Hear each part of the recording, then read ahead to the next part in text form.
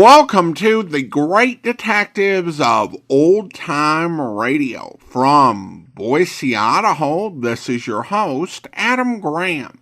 In a moment, we're going to bring you this week's episode of Charlie Chan.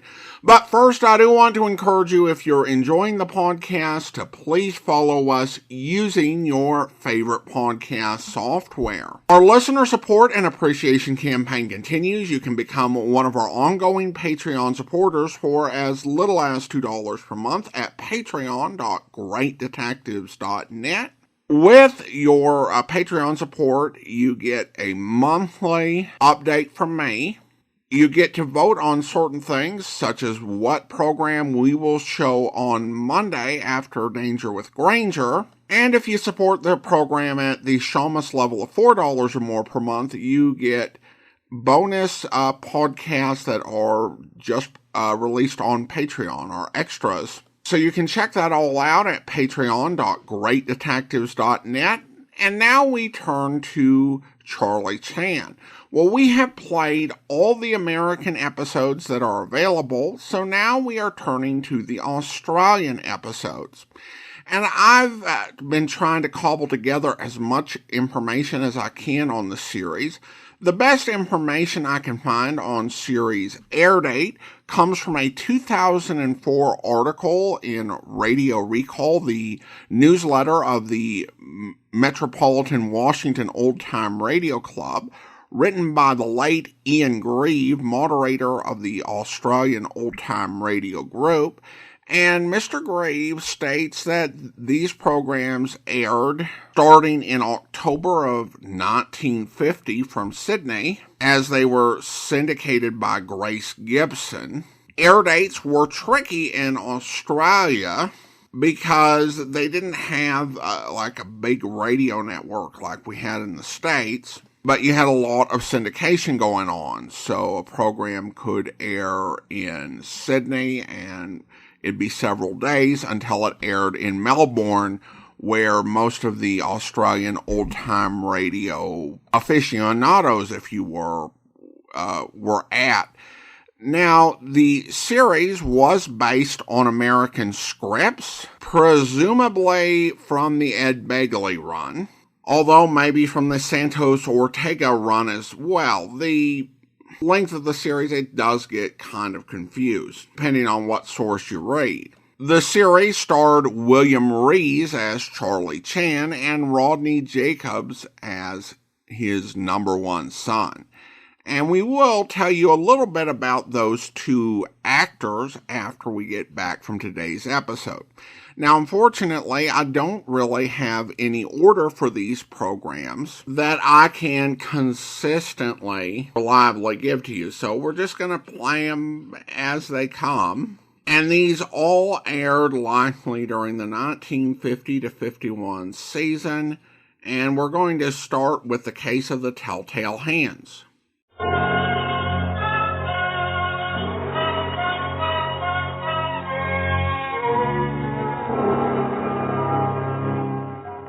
The incomparable Charlie Chan.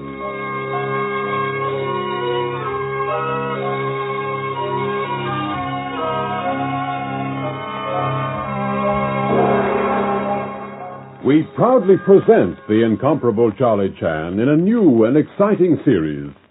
Join the famous detective as he combines the wisdom of the East and the science of the West in a dramatic chapter from The Adventures of Charlie Chan.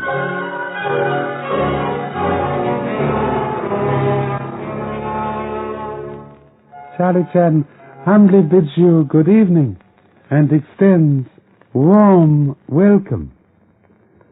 Ancient proverb relates, what 10 men build, 1 hand may destroy. Tonight we meet hand that spread highly odd form of destruction. Listen, please. Thank you.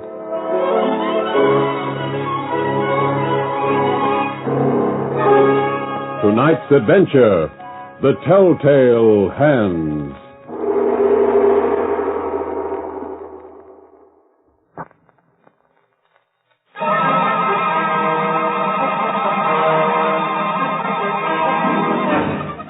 Judy Carroll stands at the intersection of Logan Avenue and First Street.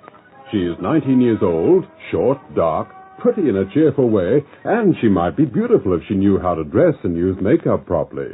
But Judy doesn't. She's blind. Is anybody crossing Logan Avenue, please? Anybody going across? I'd like to cross Logan Avenue. Golly, isn't there anyone around?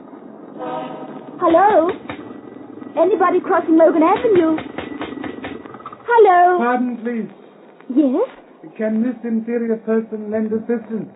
Our old Charlie Chan. We were just driving past and we saw you. Lift? Oh, that's awfully kind of you, but I don't need a lift. I'm waiting to cross Logan. I live on the other side. Ah, so. Inferior number one son, happy to lend assistance. Oh, you don't have to bother. Someone will be along soon. No trouble at all. Catch me missing a chance to walk with a pretty girl?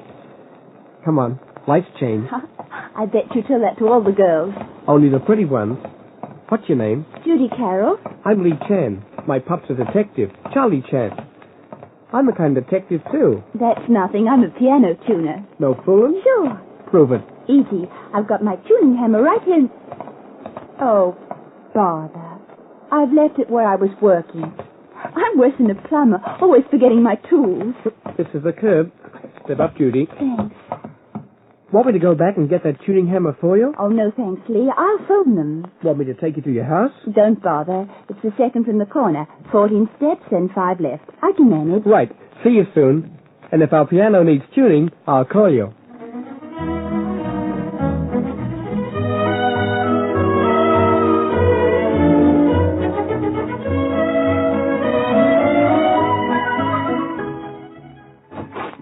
Daddy, I'm home. Come in.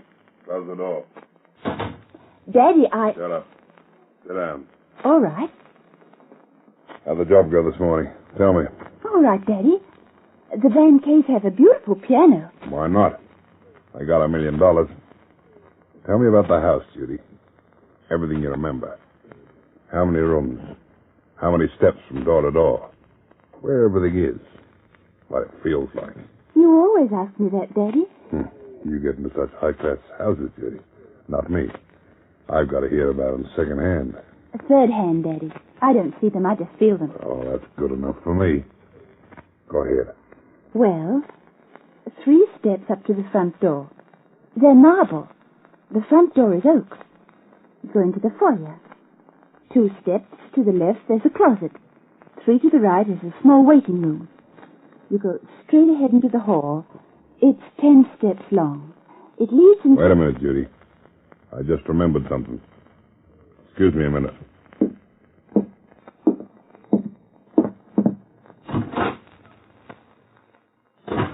Giver.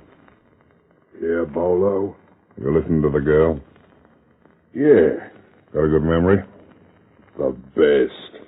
Well, make sure you remember everything the girl says. You know, I gotta hand it to you, Bolo. Every cracksman in town's wondering how you've been breaking into joints so long without getting caught. Now, I know.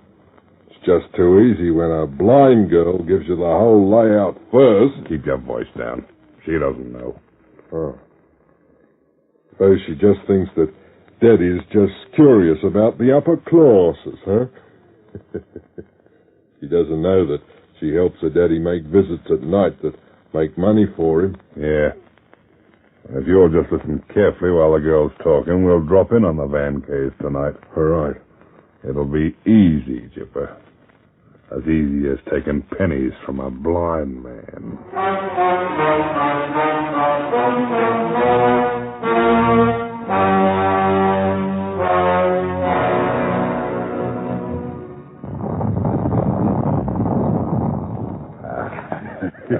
That did it, Chipper. I made a good batch in my try this afternoon. Sure did. Help me open the door. Right out. One of these old-fashioned jobs. It was just as easy as I told you. With every room paced off for us and knowing where everything is in the dark. Yeah, it was, Barlow.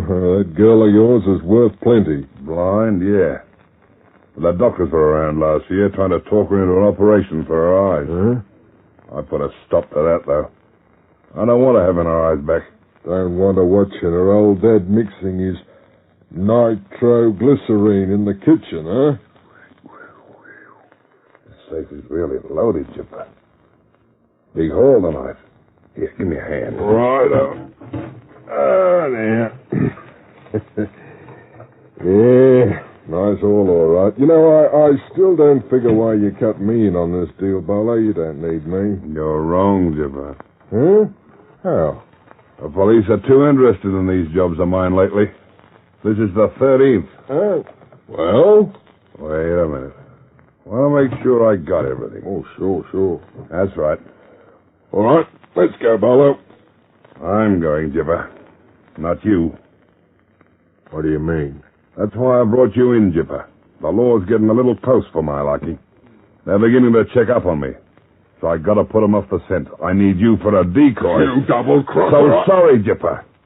But this is where you get it, pal.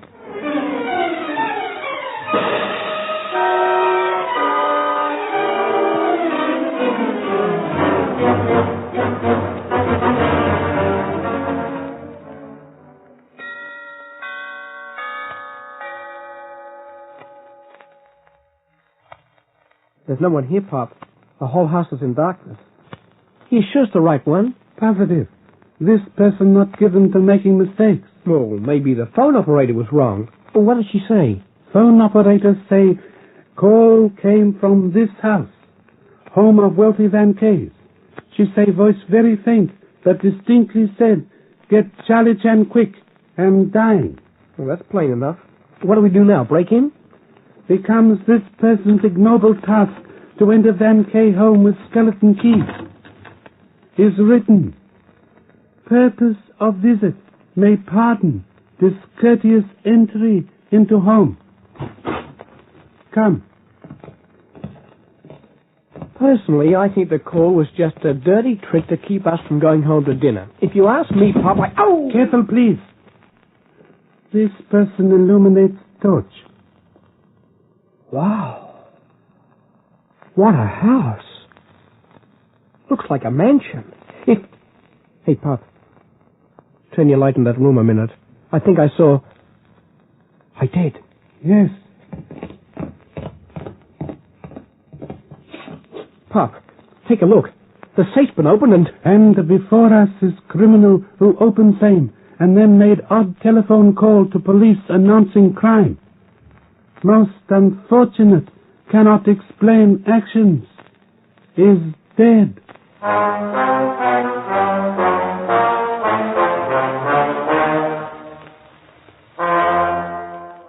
Attention, please. Father has completed hurried investigation. Go ahead, Pop. I've something to tell you. I've got a clue. Very good. Dead man before us was one of two men who robbed house. Fought with companion and injured same. Note broken knuckles and wrench in hand. Mm-hmm. Was stabbed with knife and left for dead. Crawled to telephone and called police. Anything else, Pop? Extremely odd clue. Bruises on neck of dead man are moist with chemical. Most probably nitroglycerine. Same used to open safe. Escaped thief and murderer had nitroglycerine on hands. Right. Not only did he leave nitroglycerine behind, Pop, but one of his tools. I found on the piano. Look, it's my clue. Ah, excellent. But this not burglar equipment, son. This tuning hammer for piano. Used by piano tuners. Tuning hammers? Gee, I bet it's Judy Carroll's, the blind girl. You remember her, Pop. What a funny coincidence. If this is the piano she tuned this afternoon. Silence. Got an idea, Pop? This bankrupt brain entertains odd thought. During investigation of recent burglaries, one interesting fact noted. What, Pop? That prior to each, piano in house was tuned. You mean the piano tuner learned the layout of the house first? You mean Judy Carroll did that? Oh, no, Pop. This person has noted that when coincidences become extremely odd, demand instant investigation. But she's blind. How could she? Son recalls locality of home of blind piano tuner. Of course. Very good. will telephone Homicide Department to take charge here, and then make instant journey to house of Miss Carroll. Will return device for tuning piano, and perhaps locate the results of murder.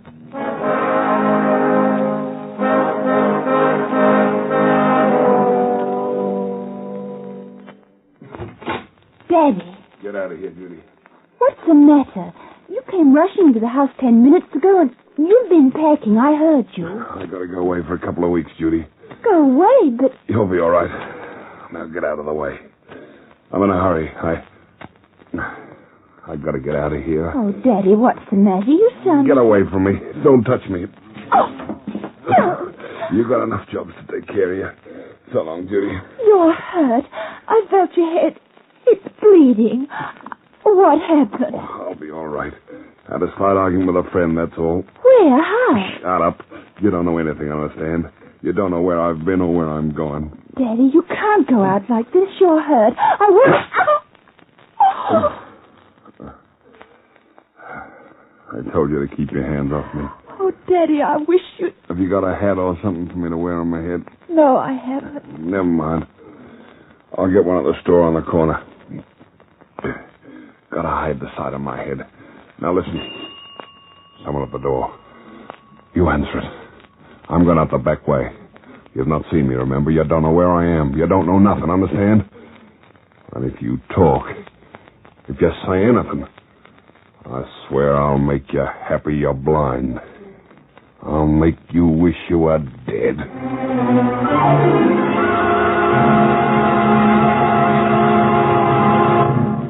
Our story will continue in just a few moments.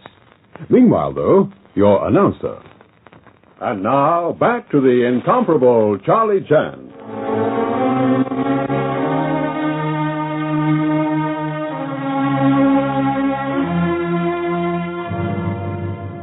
Bolo Carroll, injured in a fight with Jipper, finds it necessary to leave town. We left him threatening his blind daughter Judy into silence when the doorbell rings and Judy answers. Yes? Who is it, please? Hi, Judy. It's me.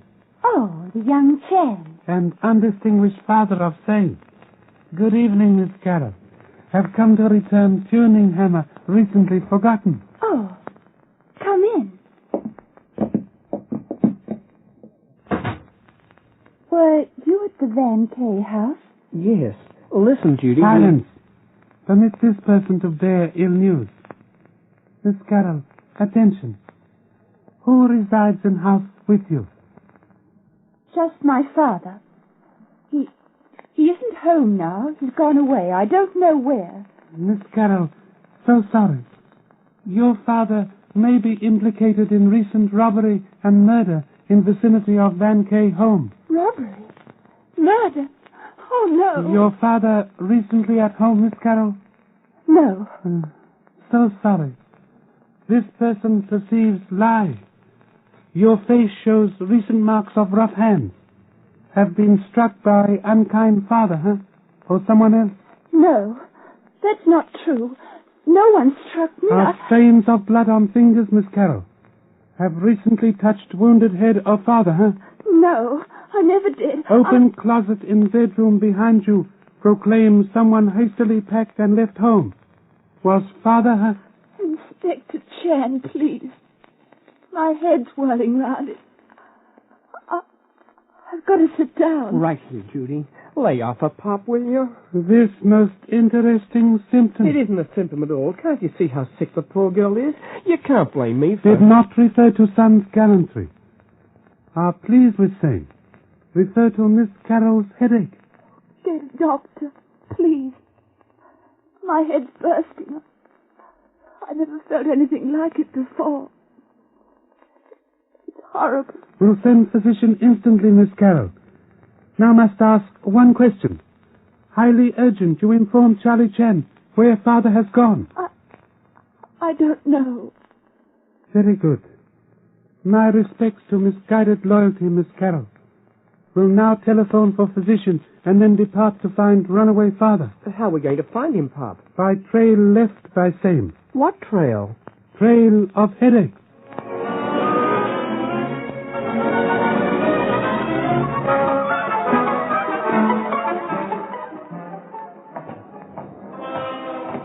Pop, are you crazy?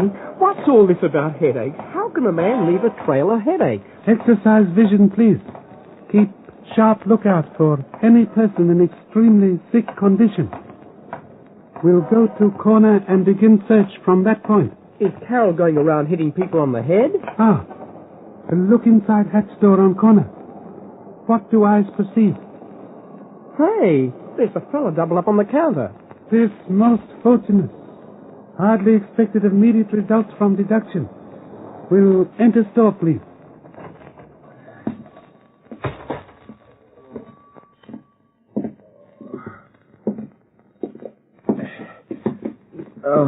Pardon, please. Huh?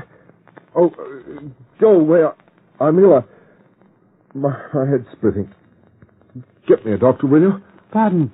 Must intrude on illness. This are Charlie Chan of police. You had recent customer. A man purchased hat, possibly to conceal wound on head. Yes, that's right, about 10 minutes ago. In which direction did man proceed after leaving store? Down Logan Avenue. Very good. Oh. Pop, how in places did you know? Are too many urgent tasks before father to employ time in explanations. Must telephone for physician. Then board car and continue search down Logan Avenue. Do we look for more headaches? May be fortunate enough to locate same. When we reach end of headache trail, we'll find criminal.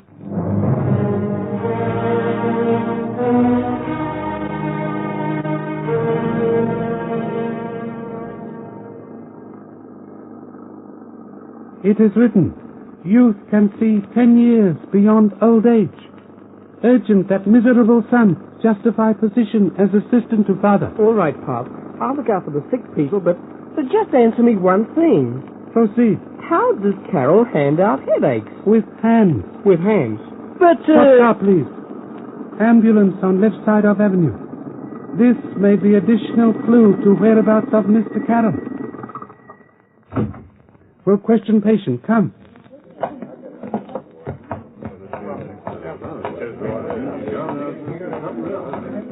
Pardon, please.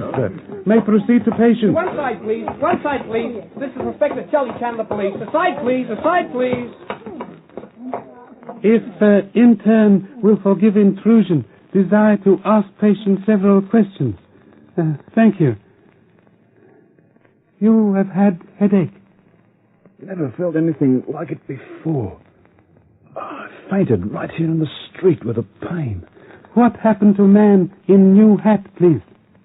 How'd you know about him? We'll explain later. What happened, please? I don't know. He was carrying a bag and he was rather sick. Offered me $1 if I'd carry his bag to the blue check cab stand. Very good. You perform task, receive payment with splitting headache as bonus, huh? That's just what happened, Inspector. A man in new hat took cab? Yes, the driver helped him. Did Keen Ears note address given? No. Seems like a dead end, Pop. We almost had him. Are not yet defeated. Instant journey to traffic office of blue check cab may reveal further clues. Come.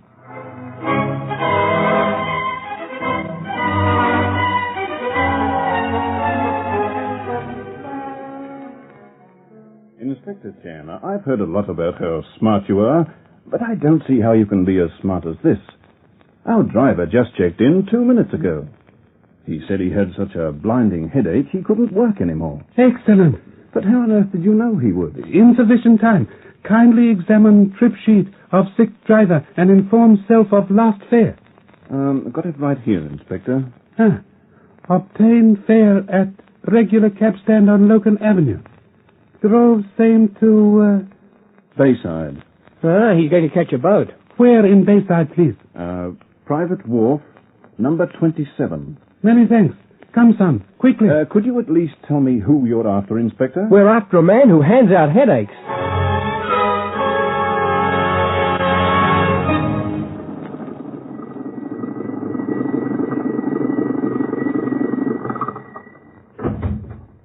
Do you think Carol's still at the wharf, Pop? Perhaps. Have followed him with utmost acceleration. Hey, it's really private. It's all enclosed. This person recalls wharf used by bootleggers during regrettable days of prohibition crimes. Door at this side.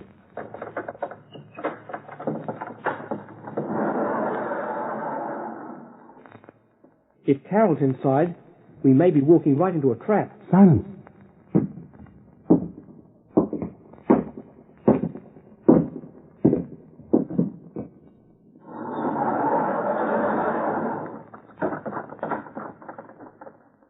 Hey, Pop, there's a launch ahead. I think someone's in it. Looks as if he's pouring gasoline into the tank. Yes, possibly Mr. Carroll preparing to leave city. Come.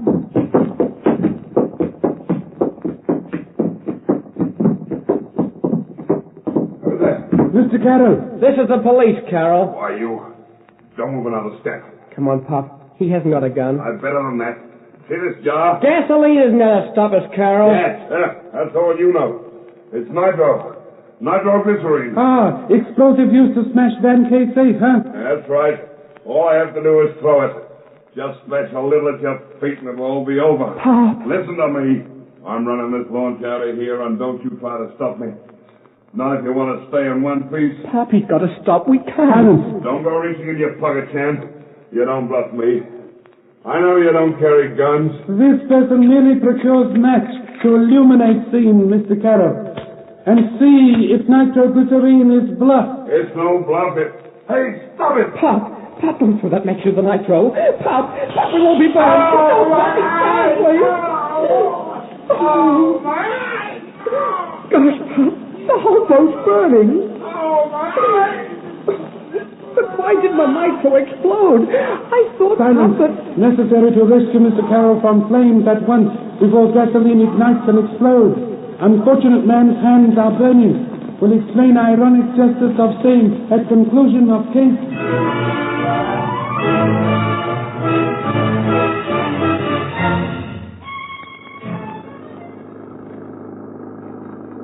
All right, Pop. All right, now tell me. Why didn't the nitro explode when you dropped the match in? Number one son, under delusion that nitroglycerine explodes from contact with fire. Does not. Merely burns like kerosene. Can only be exploded by intense shock or concussion. I see. Now, what about that trail of headaches that Carol left behind? How did he do that? Did so because hands had been moistened with nitroglycerine. I remember he left it on Jipper's neck. Nitroglycerine, highly potent poison, instantly absorbed through skin, producing intense headache and shock, are so strong can be passed merely by touch of hand. You mean then that every time Carol touched somebody, they got nitro on their skin, enough to give them headaches? Precisely. Same accounts for headaches of daughter, a shop assistant, porter and taxi driver. Mr. Carroll did not suffer effects because had built up resistance to same. You mean by manufacturing it all the time? Golly, he certainly had a pair of telltale hands. They led us straight to him. And with finish of Mr. Carroll must now continue case of daughter. Police records reveal possibility of cure for blindness of same, always thwarted by father. What a type he was. Perhaps. But same cannot be true of daughter, who may someday balance father's evil with goodness and beauty. Truly it is written, blackest earth always produces fairest rose.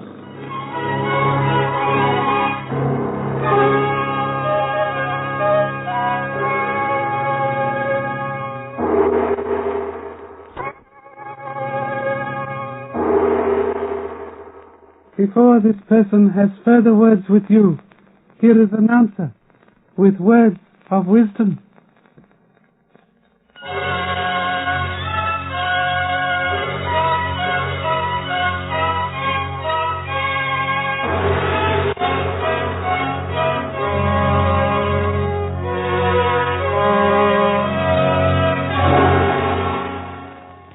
Before saying good night, Charlie Chan commends to you words of ancient wisdom. There could be no better surplus in the world than that of gratitude. Good night. Thank you.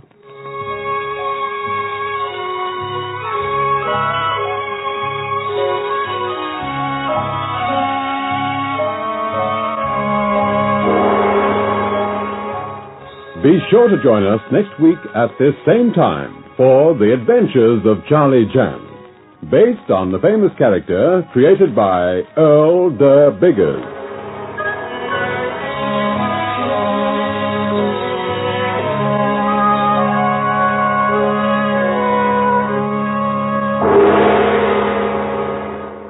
This is a Grace Gibson radio production, produced by Rees Johnston.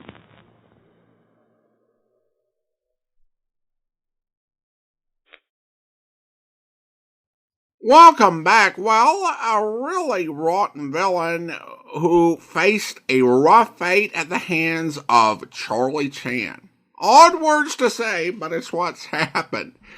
It's an interesting mystery and solution that, as far as I can tell, does hold up scientifically, although there might be some details that are lost on me as a layman just kind of looking up information. So anyone out there who has an issue with the solution, feel free to email in. But this is a bit more of a puzzle mystery with a little bit of a science clue, which is not necessarily what we're used to with Charlie Chan. Now let's talk about our leads. William Rees plays Chan's. Rees was an interesting choice to play Chan, as he really didn't do much radio work outside of this role as far as I can tell. He was a well-known stage actor in Australia who went to the States in 1937, spent nearly a decade working on the Hollywood stage, both as a writer and as a director, and then he came back to Australia and became a producer and still did some acting. His Chan is a bit different, and it may take some getting used to. Ronald Jacobs, who plays the number one son, had been a child actor, appearing in the Australian comedy movie Mr. Chedworth Steps Out. And he did a lot of work in Australian radio. He did, some work on radio as a child, but he also did some talent presentation work for one station when he was 16, but he remained pretty active throughout the 30s, appearing in a lot of Australian radio programs, including the Australian version of Pepper Young's Family and also The Clock.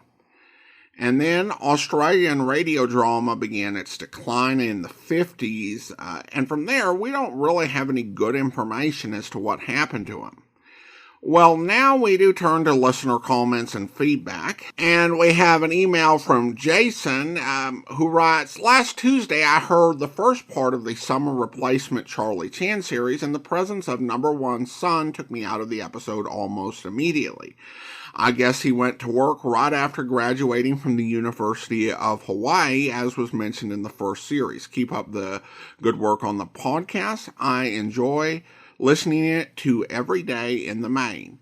Well, thanks so much, Jason. I would say that I would not expect there to be a lot of continuity between the two series. The decision made on the Ed Begley series, and I think carried forward here, is that Charlie Chan, as they conceive him, works best with number one son around for comic relief and as a sidekick. And they are using that character and not really bound by whatever was said on the Walter Connolly series. Not at all. Well, now it's time to thank our Patreon supporter of the day, and I want to thank Deanna, Patreon supporter since December 2024, currently supporting the podcast at the Shamus level of $4 or more per month.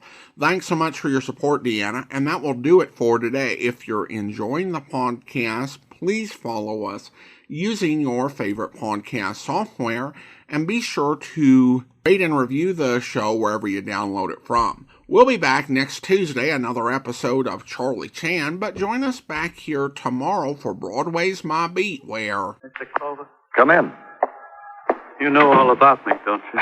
Not a thing. Who are you? What do you mean, not a thing? I'm Mr. Bryan. And? Well, you know about me, about my wife. Why do you think I was in here yesterday? Tell you people a bunch of lies? You talked to someone else. I didn't know a thing about you. My wife. She didn't come home. She hasn't come home, Mr. Clover. I see. You reported a day ago. Yes, Clara went out the other evening. I waited for her. Billy's been waiting. Billy? 3.5, going on 4. The second one, really. Our first child didn't even get born. You see... Why did you come to see me, Mr. Bryan? The man in the other office told me. Please find Clara, Mr. Clover. She's got to come home, Mr. Clover, because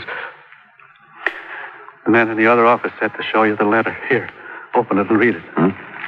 As you see, the man who wrote the letter says he knows where my wife is. He says his name is Shorty Dunn, and he says, come to the Apollo Hotel.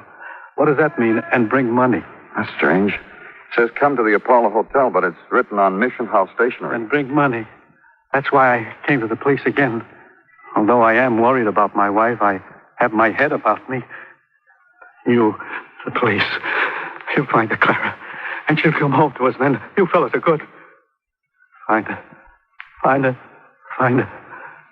Find her. I hope you'll be with us then. In the meantime, send your comments to box13@greatdetectives.net. Follow us on Twitter at Radio Detectives and check us out on Instagram, instagram.com/Great Detectives. From Boise, Idaho, this is your host, Adam Graham, signing off.